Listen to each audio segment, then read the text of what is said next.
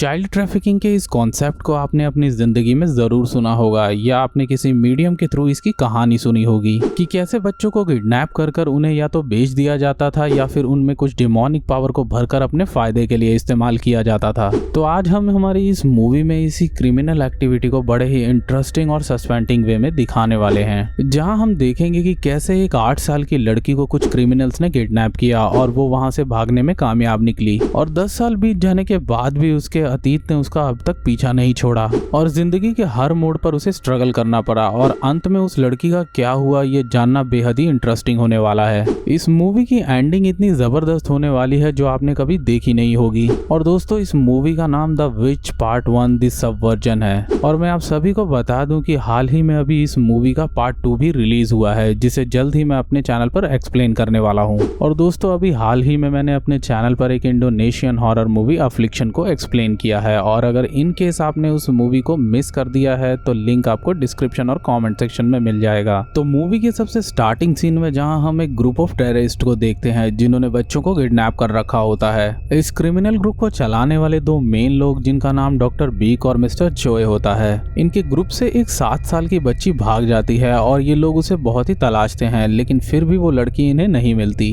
वो लड़की बुरी तरह से इंजर्ड थी और ये लोग उसे मरा हुआ मान चुके थे, क्योंकि भला एक 8 साल की लड़की जो फुली इंजर्ड थी वो आखिर कितने समय तक खुद को सरवाइव कर सकती थी। लेकिन उनका ये प्रेडिक्शन गलत था। वो लड़की एक खेत में बेहोश पड़ी रही। खेत के मालिक मिस्टर गो ने उसे अगली सुबह वहां नोटिस किया और भागते हुए आए। वो उस लड़की को उठाकर अपने घर ले आए और वहां उसका इलाज करवाया। अब डॉक्टर के मुताबिक उसकी कंडीशन कुछ ज्यादा सीरियस नहीं थी, तो डॉक्टर मिस्टर गो को कहते हैं कि जल्दी ये होश में आ जाएगी। अब यहाँ पर डॉक्टर ने उनसे एक सवाल किया कि इसके होश में आ जाने के बाद आप इसका क्या करेंगे। मिस्टर गो ने इसके सवाल पर सोचा और ये सीन यहाँ से सीधा शिफ्ट होता है 10 साल बाद का। अब उस घटना को बीते 10 साल गुजर चुके थे। अब स्टार्टिंग सीन में हम एक लड़की को देखते हैं जिसका नाम जायून होता है, जो कि थोड़ी शरारती किस्म की थी। वो एक दुकान से कुछ बोरियां बिना दुकान के मालिक को बताए ले जाती है। वो स्मार्ट और क्लेवर दोनों थी। उसके नॉटीनेस में कई और हरकतें भी शामिल थी, जैसे बिना ड्राइविंग लाइसेंस के गाड़ी चलाना। वो अपनी गाड़ी लिए खेतों के बीच एक घर के पास पहुंचती है जहां हम मिस्टर गू को देखते हैं और अब हमें यहाँ पता चलता है कि जायून वही लड़की है जिसका मिस्टर गू ने इलाज करवाया था, जिसके बाद उस लड़की को मिस्टर एंड मिसेस गू ने अडॉप्ट कर लिया था।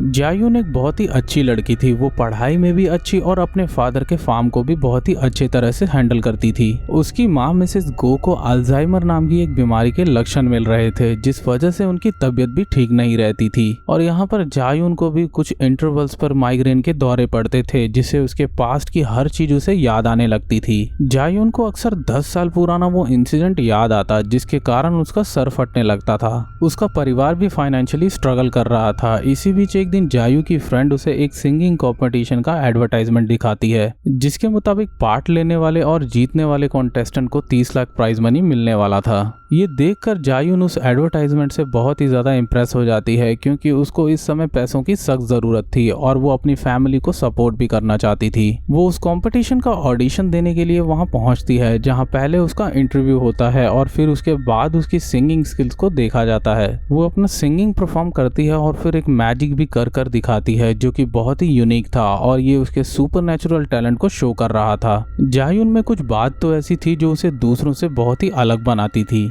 उसका ऑडिशन सक्सेसफुल जाता है और उसके पेरेंट्स भी उसके इस एफर्ट को खूब अप्रिशिएट करते हैं, लेकिन जब उसका मैजिक वाला फुटेज उसके पेरेंट्स देखते हैं तो वो इससे थोड़ा अपसेट हो जाते हैं और उसे समझाते हैं कि ये करना उसकी असलियत को सबके सामने ले आएगा और कोई अनहोनी उसे उसके पेरेंट्स से दूर ले जाएगी, जो कि वो बिल्कुल भी नहीं चाहते। नेक्स्ट डे जायून स्कूल से उस सिंगिंग स्टूडियो जा रही होती है जहाँ उसका सिलेक्शन अगले राउंड के लिए हुआ था। रास्ते में वो अपनी फ्रेंड के साथ मस्ती मजाक कर रही थी कि तभी उसकी सीट के सामने बैठा हुआ एक शख्स जिसका नाम नोबलमैन होता है, वो उससे बात करने के लिए अप्रोच करता है। नोबलमैन दिखने में तो एक बहुत ही सीधा साधा शख्स दिखाई दे रहा था, लेकिन इसके पीछे कोई खतरनाक कैरेक्टर छुपा था और ऐसा मैं क्यों कह रहा हूँ ये आपको जल्दी समझ आ जाएगा। नोबलमैन दावा करता है कि वो जायून को जानता है और उसे उसका अतीत याद दिलाने की कोशिश करता है। उसके मुताबिक जायून के साथ जो भी आज से 10 साल पहले घटा था उसमें वो भी शामिल था, लेकिन जायून को कुछ भी याद नहीं आता। इस पर उसकी फ्रेंड नोबलमैन पर चिढ़ जाती है और उसे बुरा भला कहती है। इसके बाद वो शख्स वहाँ से उठकर उस मेट्रो के दूसरे कंपार्टमेंट की तरफ बढ़ता है कि तभी वो गलती से किसी शख्स से टकरा जाता है और फिर नोबलमैन उस इंसान को बुरी तरह से पीट पीट कर अधमरा कर देता है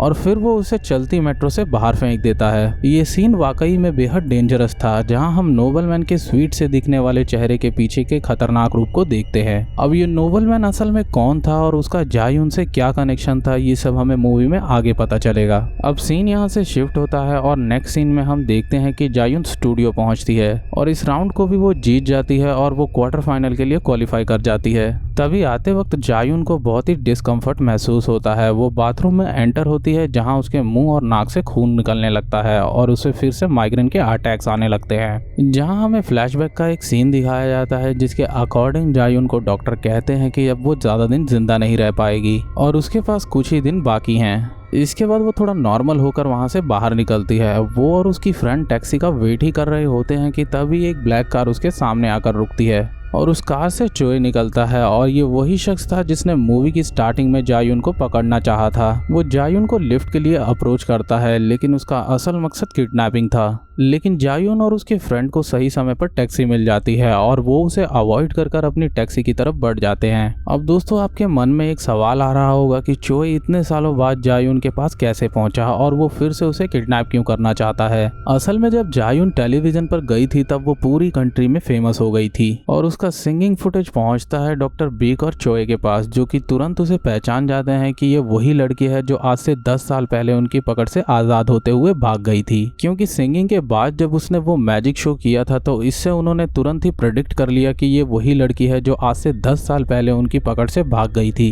अब दूसरी तरफ चोए और डॉक्टर बीक के बीच राइवलरी शुरू हो जाती है, जहां डॉक्टर बीक चोए को अपनी टीम से बाहर निकालना चाहती थी लेकिन चोए इसके लिए राजी नहीं था। खैर अब सीन यहाँ से शिफ्ट होता है और जायुन बस स्टैंड पर उतरती है और बस का इंतजार कर रही होती है कि तभी नोबलमैन की गाड़ी उसके करीब आती है और वो भी उसे लिफ्ट देने के लिए अप्रोच करता है और जब वो इसे डिनाई करती है तब नोबलमैन उसकी फैमिली की उसे याद दिलाता है कि उनकी जान को भी खतरा बन सकता है। ये सुनते ही जायुन सीधा अपने घर की तरफ भागती है और उसकी फ्रेंड भी अपने फादर को फोन करती है जो कि पुलिस में थे। घर पहुंचकर अपने माता पिता को नॉर्मल देखकर उसकी जान में जान आती है और जायुन को वो लोग वापस से किडनैप करने की पूरी तैयारी में थे, जैसा कि मैंने मूवी के स्टार्टिंग में ही बताया था। उसी रात जब उसकी फैमिली के सभी लोग सो रहे थे तो जायुन को फिर से माइग्रेन का दौरा पड़ता है। वो अपना सर पकड़कर रोने लगती है और उसकी फ्रेंड उस वक्त वॉशरूम के लिए बाहर जाती है। कुछ ही देर में जायुन को बाहर से हल्की सी आवाज आती है जिससे वो उठकर बैठ जाती है कि तभी उस पर एक आदमी गन पॉइंट कर लेता है और एक शख्स ने उसकी फ्रेंड की गर्दन पर भी चाकू रखा हुआ था।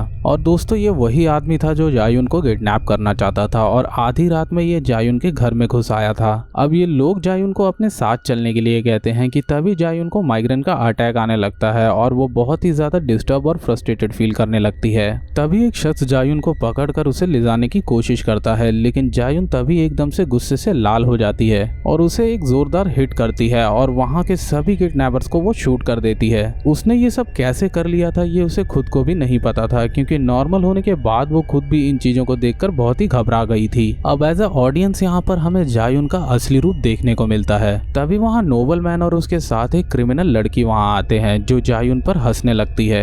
यहाँ पर नोबलमैन कहता है कि देखा मैंने कहा था ना कि तुम वही लड़की हो जो आज से 10 साल पहले भाग गई थी। तुम हम सबसे एबनॉर्मल हो, तुम्हारे पास सुपर नेचुरल पावर्स हैं और इसीलिए हम तुम्हारे पीछे पड़े हैं। अब यहाँ पर ना तो जायुन को अपने पास्ट के बारे में याद था और ना ही उसे अपनी शक्तियों के बारे में कुछ भी पता था। इसके बाद नोबलमैन उसे धमकी देता है कि जायुन उसके साथ चले वरना वो उसकी फैमिली और पेरेंट्स को मार देगा और अगर वो उसके साथ चलती है तो उसकी याददाश्त भी वापस आ जाएगी। अपने पेरेंट्स के खातिर जायुन चलने को तैयार हो जाती है। वो उनके साथ कार में बैठती है और वो लोग उसे एक रिसर्च लेबोरेटरी में लेकर जाते हैं जहां उसका सामना होता है डॉक्टर बीक से। डॉक्टर बीक उसे देखकर बहुत ही खुश होती हैं और उससे कहती हैं कि मुझे लगा था कि तुम मर गई हो लेकिन तुम्हें नेशनल टेलीविजन पर देखकर मेरी होप फिर से लौट आई। जब तुमने वो मैजिक किया तब हमें यकीन हो गया कि तुम वही हो। पर जायुन को कुछ भी अभी तक याद नहीं आ रहा था और उसके मुंह और नाक से फिर से ब्लड निकलने लगता है। ऑफिस रूम से इंस्ट्रक्ट कर रही डॉक्टर बीक उस पर हंसती है और अपने डॉक्टर को उसे इंजेक्ट करने का ऑर्डर देती है। वो डॉक्टर उसकी गर्दन पर इंजेक्शन लगाता है। तभी डॉक्टर बीक उससे कहती हैं कि अब तुम्हें सब याद आ जाएगा और अब तुम एक विच बन चुकी हो और तुम्हें अपनी सुपरनैचुरल पावर का एहसास हो जाएगा, लेकिन इस इंजेक्शन का अब तुम्हें रेगुलर डोज नहीं मिलेगा जिससे तुम्हारी बॉडी के हर हिस्से से खून निकलना स्टार्ट हो जाएगा।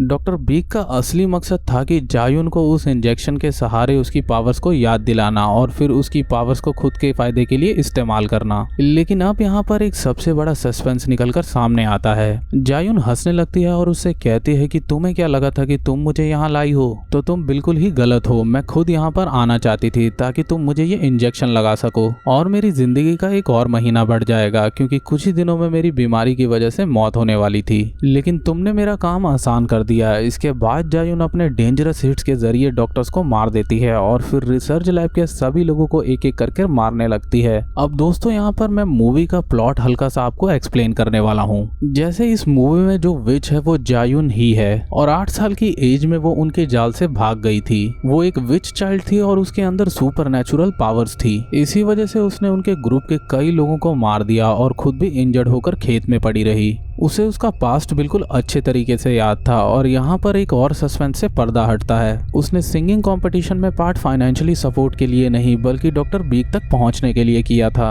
और उससे बदला लेने के लिए ये सब उसका वेल मेड प्लान था। और ऑडिशन में मैजिक शो करना ये सब उसके प्लान का ही पार्ट था। उसका नोबलमैन से मिलना, फिर उसका किडनैप होना, ये सब उसकी सोची समझी साजिश थी। और उसे वहाँ किडनैप कर नहीं लाया गया था बल्कि वो खुद ही उनके पास आई थी ताकि वो एक एक करके सबसे बदला ले सके। वो डॉक्टर बीक के पैरों में गोली मारती है और वो उससे कहती है कि भला मैं तुम्हें कैसे भूल सकती हूँ। उस दिन को मैं कभी भी नहीं भूल सकती जब तुमने मेरी जिंदगी में वो दर्द दिया था जिसे मैं हर दिन याद कर रोती थी। इसके बाद जायुन उसे एक बार फिर से शूट करती है कि तभी उसके पीछे से नोबलमैन आ जाता है और वो जायुन की तरफ गन पॉइंट करता है। और यहाँ मैं आपको बताना चाहता हूँ कि नोबलमैन वही शख्स था जिसे मिस्टर चोए ने मूवी के स्टार्ट में नालायक बोलकर भगा दिया था। एक इंजर्ड सा छोटा बच्चा जो कि जायुन जैसा ही था, लेकिन वो डॉक्टर बीक का वफादार था। इसी वजह से जायुन से वो टक्कर ले रहा था। तभी हम देखते हैं कि चोए अपने लोगों के साथ डॉक्टर बीक के लोगों पर अटैक करता है क्योंकि डॉक्टर बीक उससे धोखा कर रही थी और चोए के लोग उनके सभी लोगों को मार देते हैं। अब जायुन चोए के पास पहुंचता है कि तभी जायुन को चोए की भी हैवानियत याद आती है कि कैसे उस रात उसने उसके साथ बुरा किया था। यहाँ पर चोए डॉक्टर बीक को शूट कर देता है और फिर चोए जायुन को मारने की कोशिश करता है, लेकिन जायुन अपने पावर्स के जरिए उसे मौत के घाट उतार देती है। अब बचते हैं सिर्फ 2 लोग, नोबलमैन और जायुन। दोनों के बीच एक बहुत ही जबरदस्त फाइट होती है जिसमें जायुन नोबलमैन को मार देती है और वो उसे उस हेडक्वार्टर का एड्रेस पूछती है जहां उसे उसकी डिसीज का वैक्सीनेशन मिलेगा, जिसके बाद जायुन नोबलमैन को मार देती है। अब सीन शिफ्ट होता है और हम देखते हैं कि जायुन हॉस्पिटल पहुंचती है अपने पेरेंट्स के पास और वहां पहुंचकर वो अपनी माँ को अपना वैक्सीनेशन देती है। अब उसके पास भी जिंदा रहने के लिए कम समय था और वो मरना नहीं चाहती थी। अब यहाँ पर एट दी लास्ट जायुन के फादर मिस्टर गो यहाँ पर सस्पेंस पर से एक और खुलासा करते हैं जहाँ वो बताते हैं कि असल में उस रात जब वो उन्हें घायल मिली थी तो मिस्टर गो को पता था कि वो एक विच है, क्योंकि उसके वहाँ आते ही उनके फार्म के कई जानवर मर गए थे।